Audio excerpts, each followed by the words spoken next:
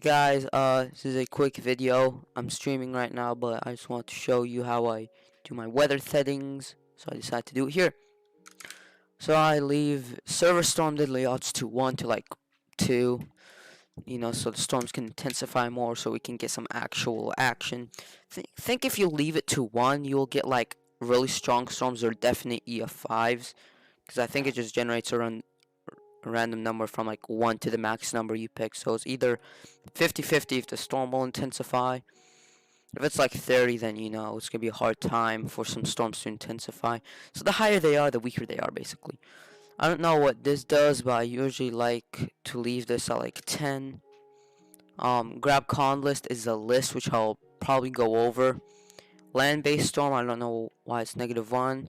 I like to leave it at 2, and this one is at 150 for storm odds to 10 of ocean-based storms and storm odds to 10 of land-based storms. Storm odds of 10 progression base, leave that 2. I think if you leave this one at 1, it will, definitely become an AF5.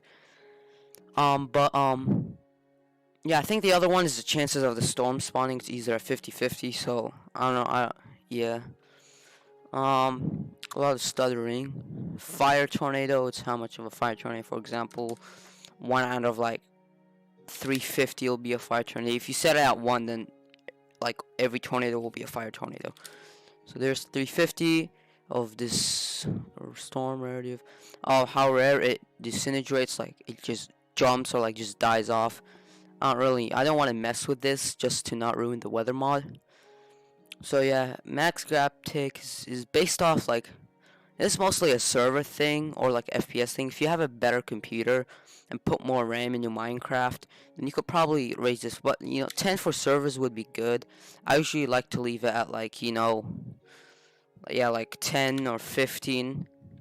But if you leave it at too much, you'll pick up too much blocks. For example, an EF0 would be really strong. So I only leave it at like 10 for better. Usually because EF5s are really widespread, and if they pick up 5 blocks, it won't do EF5 damage. So like somewhere like 12 would be good. And water spouts of like how rare the water spout. I like to leave this at 100 or 50 sometimes, just in case I want to see some water spouts. Storm rainwater buildup. We already went over this. Oh, and if you highlight some of them, I'll tell you what they do, but not with all of them though.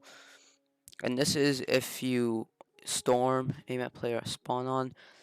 Here, if you highlight, it tells you make tornado. So like after increasing hailstorm or something, and if it's moving away from you, it will go directly to you. Well, I think the storms, if you have this on, when the storms spawn, they instantly go to you. So yeah, for skits and movies, I usually like to leave this at 3 to like make it really sick. Not every single tornado is a definite direct hit. Make it a little realistic. And these are the ticks.